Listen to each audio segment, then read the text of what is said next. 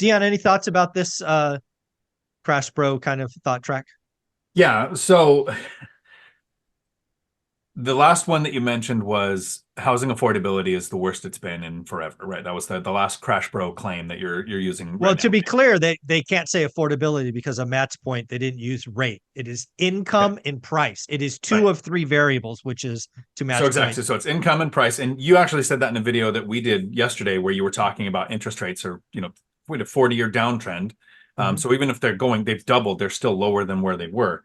mhm. Um, Mike Zuber, do you ever feel like as collectively, the Three Amigos, the REI Avengers with Millennial Mike and everything, we don't have a large enough audience or voice on the internet to go, the Crash Bros have been calling for a crash in 2020, 2021, 2022, 2023. And we've been saying, here's all the reasons why it's not going to come, and here's how we're going to invest. That we don't have enough clout on the online for people to pay attention, right? So Okay.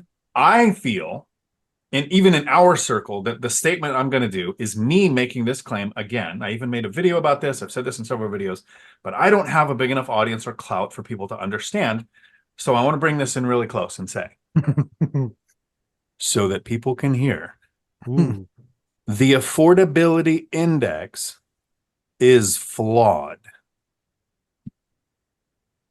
We won't have the data for years on who was living where and making what because of remote work being more of an available option now than at any point in our lives.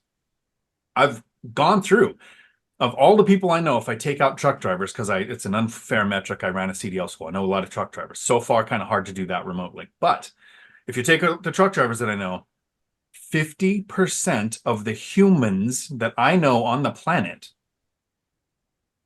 that included, work remotely. Hmm. And it did. So what it did for me that allowed me to get my last property, because I was paying attention to this, is where the cities are, it's pushed renters out another 35 to 40 minutes because they're only going to the office once or twice a week, but they don't want to buy Right. because they might be called back to the office.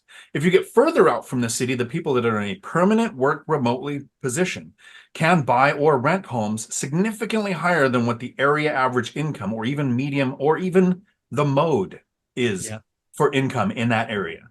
And Agreed. so anytime we see data that says housing is unaffordable, I'm going to say, based on what metric? I'll take it from Hartman. Is it Jason Hartman? Yep. Mhm. Compared to what? Yeah. Based It's, on what? it's Yeah. brilliant said. Compared to what? It's not affordable compared to whose income with remote work. And think about how many remote jobs right now that you can just go online and find that pay $24 an hour. Now move to Tennessee, Mhm. now move to outside of Phoenix and Arizona. And what does $24 an hour get you? A lot more than it does in Washington State, a lot more than Mhm. it does in California. And so when they say housing is unaffordable, I'm going to say it absolutely is where most people want to live. But Mhm. now you don't have to live where the work is because you could take the work with you. Yeah.